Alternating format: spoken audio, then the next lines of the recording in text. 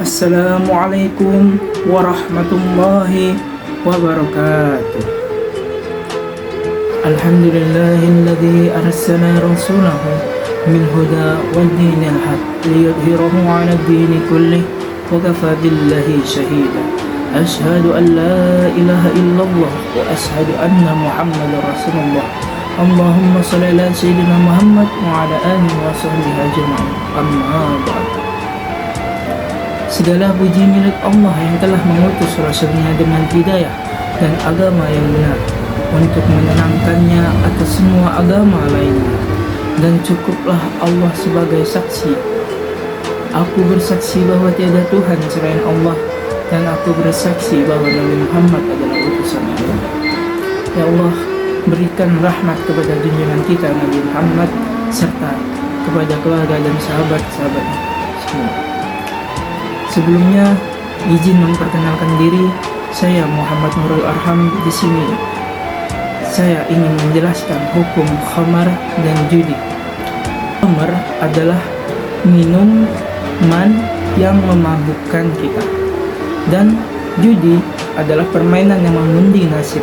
Kalahnya penasaran, menangnya ketagihan. Apa hukumnya? Minum khamar dan judi adalah perbuatan yang dilarang oleh Islam. Jadi sudah diperingatkan oleh Allah Subhanahu wa taala dalam Quran surah Al-Maidah ayat 90 yang berbunyi, Auzubillahi minasyaitonir rajim. Bismillahirrahmanirrahim. Ya ayyuhalladzina amanu innamal khamru wal maisir wal ansab wal azlam rijsun min amali syaitan fajtanibuhu la'allakum tuflihun. Wahai orang-orang yang beriman, sesungguhnya minuman keras, berjudi, berkurban untuk berhala, dan mengundi nasib telah anak panah adalah perbuatan keji dan termasuk perbuatan setan. Maka jauhilah perbuatan-perbuatan itu agar kamu beruntung. Tidak sampai di situ saja, Allah memperjelaskan sampai ayat berikutnya, yaitu Bismillahirrahmanirrahim. Innama yuridu syaitan an yuqi'a bainakumul adawah wal baghdha'a fil khamri maisir wa yasuddakum an dzikrillahi wa as-salati fa hal antum muntahun. Yang artinya, sesungguhnya setan hanya bermaksud menimbulkan permusuhan dan kebencian di antara kamu melalui minuman keras dan judi, serta bermaksud menghalangi kamu dari mengingat Allah dan melaksanakan sholat. Maka tidakkah kamu mau berhenti? Ingat, larangan tentang judi, keterlibatan dalam perbuatan judi ataupun minum khamar termasuk dalam kategori nahi mungkar. Orang-orang yang berbuat judi termasuk orang yang mengingkari hatinya sendiri. Mereka sadar bahwa itu perbuatan yang dilarang. Orang yang melakukan itu mengikuti hawa nafsunya, akalnya. Orang yang berbuat judi cuma satu, kalau bukan kebutuhan nafsu perutnya atau akalnya, ingin mendapatkan secara instan untuk mendapatkan satu hal yang besar, padahal mereka terlibat dalam dosa yang besar. Nauzubillahi min dzalik. Dan ada pula hadis tentang khamar, yaitu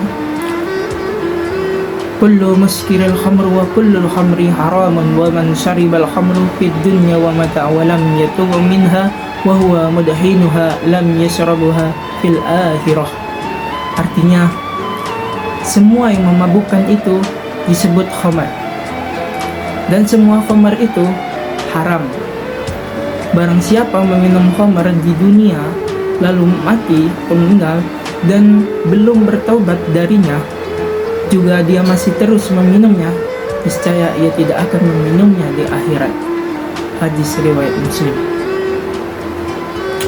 Ingat, insan atau manusia yang beriman tidak mungkin minum minuman keras, berjudi, narkoba, narkotika, apapun jenisnya. Sepanjang beriman, imannya akan mencegah dia untuk berbuat demikian.